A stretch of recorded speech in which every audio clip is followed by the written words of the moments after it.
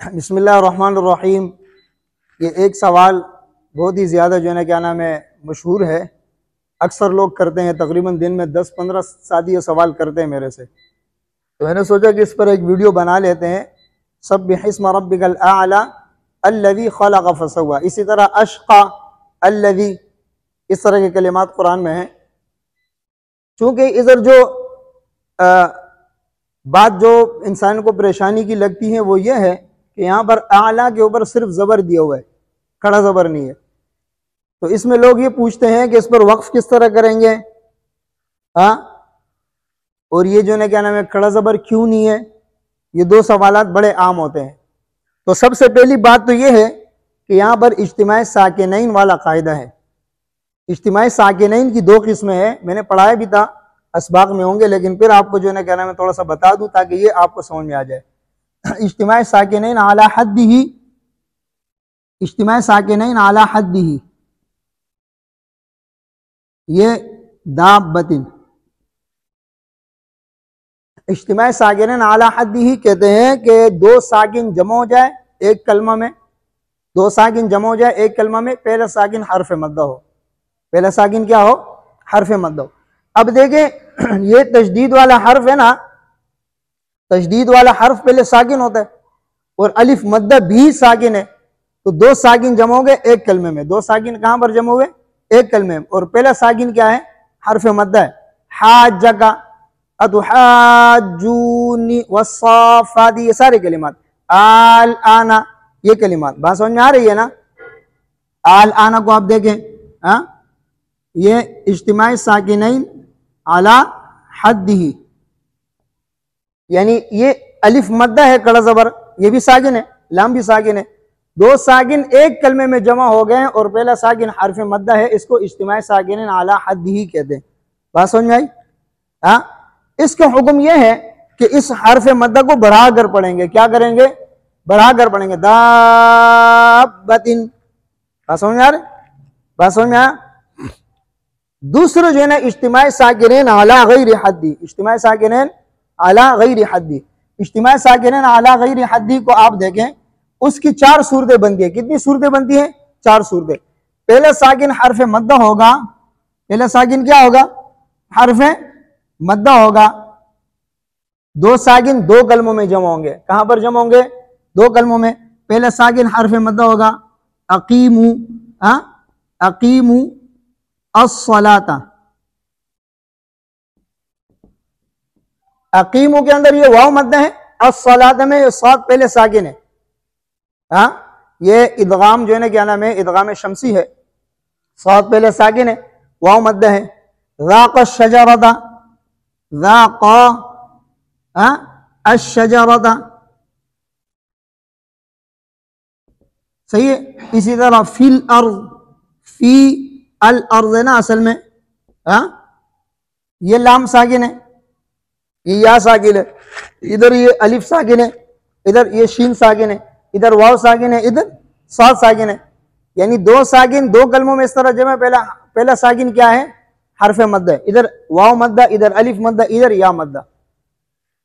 इसका हुक्म यह है कि हर्फ मद्दा को गिरा कर पढ़ेंगे। अकीमुस्सलाता, अकीमुस्सलाता नहीं है। ज़ाक़श-शजरता फिल अर्ज़ी, या मद्दा भी हज़फ हुआ।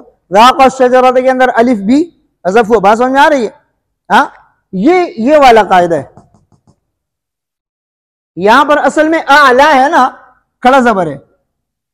ये खड़ा ज़बर हर्फ मद्दा है, उसके बाद ये लाम साकिन है, यानी मुशद्दद हर्फ। मुशद्दद हर्फ पहले साकिन होते। दो साकिन जमा हुए। जब दो साकिन जमा हुए और दो कलमों में है, कहां पर है? अल आला एक कलमा है और अल्लज़ी दूसरा कलमा है। दो कलमों में दो साकिन जमा हुए, इसका हुक्म क्या है? हर्फ मद्दा को गिरा देंगे। तो अल लज़ी होगा, अशक़ल लज़ी, अतक़ल लज़ी। बात समझ में आ रहा है? बात समझ में आया ना। तो अल लज़ी में इधर क्या होगा? अलिफ मद्दा गिर जाएगा। ये वाला कायदा होगा। बात समझे ना? बात समझे? दूसरा सवाल यह है कि इसके ऊपर जबर दिए। क्या दिया है? जबर दिया है, खड़ा जबर नहीं दिया। तो यहां पर जो हमारे मसाहिफ है, जो मुसहफ हमारे पाकिस्तान के अंदर जो कुरान करीम के नुस्खे हैं, इनके अंदर ये तरतीब है कि वक्फ के ऊपर अगर ला होगा, वक्फ के ऊपर ला होगा तो मिलाने की सूरत लिखते हैं। अल्लवी के अंदर हमजा का जबर भी नहीं लिखा है और इधर कड़ा जबर भी नहीं लिखा है। मिलाने की सूरत अलल्लवी है तो मिलाने की सूरत लिखा है। हाँ, अब इसी तरह जो है ना क्या नाम है, बहुत सारे कुरान करीम में आप देख लें कि बहुत सारे कलिमात इस तरह हैं जहां पर जो है ना क्या नाम है, यानी कलमे के बाद एक आयत में हर्फ मद्दा होगा, दूसरी आयत में हमजा होगा। अगर आयत के ऊपर ला है तो हर्फ मद्दा के ऊपर जो है ना मद की निशानी दी है। अगर आयत के ऊपर जो है ना क्या नाम है ला नहीं है, आयत के ऊपर ता है, जीम है, तो हर्फ मद्दा के ऊपर मद की निशानी नहीं दी है। बात समझ में आ रही है? हाँ, सूरह अलक के अंदर आप देखो कुरान करीम में, कल्ला इन्नल इंसान लयतगा और रअउस्तगना, लयतगा का जो आयत है, इस आयत के ऊपर ला लिखा है। आयत के ऊपर क्या लिखा हुआ है? इसी तरह ला ऊपर लिखा हुआ है। तो यहां पर जो है ना लयतगा, इसके ऊपर मद की निशानी दी है। आगे हमजा आया है, मद की निशानी दी है। क्यों दी है? आयत के ऊपर ला है। बात समझ में आ रही है? उसके बाद आप देखें और रअउस्तगना इन्ना इला रब्बिका रुजा, इस्तगना इधर मद की निशानी नहीं दी है, हालांकि इसके बाद भी आगे हमजा आ रहा है। यानी और रअउस्तगना इन्ना इला रब्बिका, अगर मिलाकर पढ़ेंगे मद होगा, और रअउस्तगना इन्ना इला रब्बिका रुजा। बात समझ में आ रहा है? लेकिन यहां पर मद की निशानी दी नहीं है। इसलिए नहीं दी है कि यहां पर इस आयत के ऊपर ता है, यहां पर आयत के ऊपर इस्तगना, इसके बाद जो आयत है आयत के ऊपर क्या है? ला नहीं है बल्कि ता है। बात समझ में आ रही है? तो वहां पर वसल की सूरत लिखिए। वसल की सूरत में मद तो नहीं होगा। इस्तगना हम पढ़ेंगे तो एक अलिफ मद होगा, मद फरई नहीं होगा, मद मुनफसिल नहीं होगा। मिलाकर पढ़ेंगे तो मद मुनफसिल होगा। तो यहां पर इन्होंने वक्फ की सूरत लिखी है, मद मुनफसिल की निशानी इन्होंने नहीं दी है। बात समझ में आ रही है?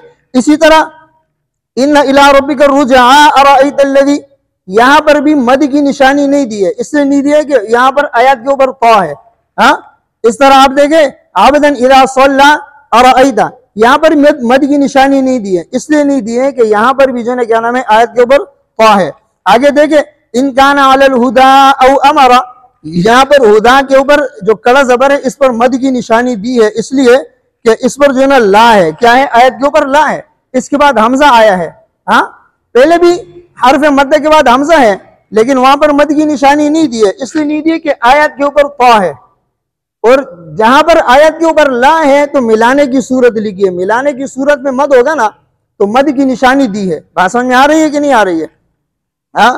इसी तरह आगे आप देखेंगे ना औ अमर बित्तक़वा अराइता, यहां पर मद की निशानी नहीं दी है। अगर मिलाकर पढ़ेंगे मद होगा, कायदा है। क्यों? उसके बाद हमजा है ना, हर्फ मद के बाद हमजा है, मद मुनफसिल यहां पर होगा। लेकिन मसला यह है कि यहां पर मद मुनफसिल की निशानी नहीं दी है। इसकी वजह यह है कि बित्तक़वा, इस इधर जो आयत है इस आयत के ऊपर ता है। बात समझ में आ रही है कि नहीं आ रही है?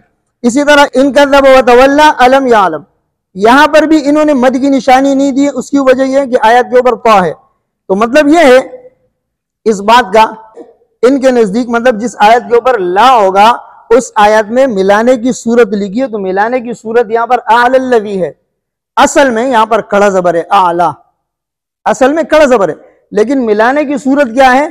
अलल्लवी। मिलाने की सूरत की वजह से ये अल्लवी के हमजे के ऊपर जबर भी नहीं दिया है। क्यों? मिलाने की सूरत में अल्लवी का हमजा नहीं पढ़ा जाएगा, समझे ना? तो यहां पर सिर्फ इस वजह से जो है ना क्या नाम है सवाल ज़हन में आता है कि यहां पर जो है ना आला के ऊपर कड़ा जबर नहीं है। तो कड़ा जबर जो नहीं है वो इसलिए दिया है, जबर इसलिए दिया है कि यहां पर आयत के ऊपर ला है, इन्होंने मिलाने की सूरत लिखी है। अगर आप वक्फ करेंगे तो वक्फ की सूरत में यहां पर कड़ा जबर है, वक्फ की सूरत में क्या है? कड़ा जबर है। बात समझ में आ रही है? असल में कड़ा जबर है, असल में क्या है? कड़ा जबर। ये बात समझ में आ गई? इसी तरह ये इसके अंदर भी है ना, ला यस्लाहा इल्लल अशक़ा, इसके अंदर भी है। इसी तरह वसयुजन्नबुल अत्क़ा, इसमें भी इसी तरह जबर है। बात समझ में आई नहीं आई? तो इसी तरह ये जो है ना क्या नाम है, आप सूरह साफ़ात देखें, सूरह साफ़ात के दूसरे रुकू में वमा कान लना अलैकुम मिन सुल्तान बल कुंतुम, अगर मिलाकर पढ़ेंगे मिन सुल्तान, तनवीन के बाद बा है, दो ज़ेर के बाद बा है, मिलाकर पढ़ेंगे तो यहाँ मीम पढ़ा जाएगा। किस तरह पढ़ा जाएगा? मिन सुल्तानिम बल, सही है ना? लेकिन यहाँ पर छोटा सा मीम लिखा नहीं है। इसलिए नहीं लिखा है कि यहाँ पर जो है ना सुल्तान के ऊपर जो वक्फ है इसके ऊपर जीम लिखा है, यहाँ पर जो आयत के दरमियान में है, लेकिन वक्फ कौन सा है, जीम है। अगर यहाँ पर ला होता तो मिलाने की कैफियत में यहाँ पर छोटा सा मीम लिख लेते, लेकिन यहाँ पर जीम है, जीम की वजह से मीम नहीं लिखा है। अगर हम मिलाकर पढ़ेंगे तो यहाँ पर मीम पढ़ेंगे, मिलाकर पढ़ेंगे तो मीम पढ़ेंगे, इखलाब करेंगे, कायदा है इखलाब का, यानी तनवीन के बाद बा है तो इखलाब का कायदा है, पढ़ेंगे। बात समझ में आ रही है। यहाँ पर इस कुरान करीम में हमारे यहाँ पर जो है ना क्या नाम है, जो लिखा है वक्फ की सूरत और वसल की सूरत में लिखा है, सही है ना। तो ये वसल की सूरत में जबर लिखा है, असल में है ही कड़ा जबर, सही है ना। ये वाला कायदा जैसे रा का शजर अदा वक्फ करेंगे रा क, अलिफ है ना, फिल अर्द वक्फ करेंगे फी, अकीम सलात अकीमू, हाँ। लेकिन मिलाने की सूरत में हर्फ मद्दा क्या हो गया, हज़फ हो गया, गिर गया, नहीं पढ़ा गया। इसी तरह मिलाने की सूरत में कड़ा जबर अलिफ मद्दा है, अलिफ मद्दा नहीं पढ़ा जाता है, सिर्फ जबर पढ़ा जाता है। तो मिलाने की सूरत यहाँ लिखा है, सही है। अच्छा, इसमें जो कायदे के अंदर आया है या कुरान करीम में आपके हिज्जे करेंगे तो हिज्जे करने में यहाँ पर जो है ना कड़ा जबर, अगर आप वक्फ करेंगे तो कड़ा जबर इस पर पढ़ेंगे, हाँ। तुम समझ में आ रही है ना, हाँ। हमजा लाम जबर अल, हमजा आई जबर आ, अल आ, लाम कड़ा जबर ला, अल आला, वक्फन अल आला। बात समझ में आ रही है। अगर मिलाकर पढ़ेंगे लाम लाम जबर लल, लाम जबर ला, अल्ला, गालिया जेर वी, अल्लवी,